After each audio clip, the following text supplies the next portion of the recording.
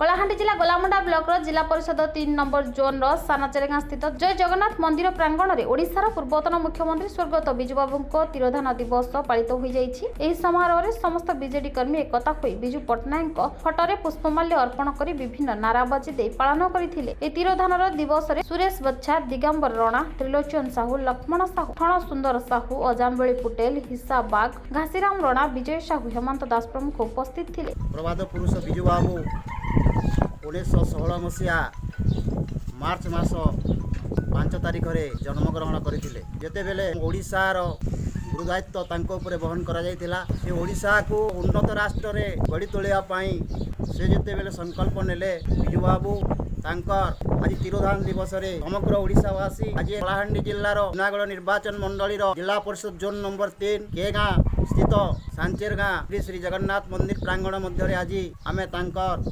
श्राद्ध दिवस पालन करूछु। गोलामुंडार ईश्वर पटन रिपोर्ट कामयाब टीवी।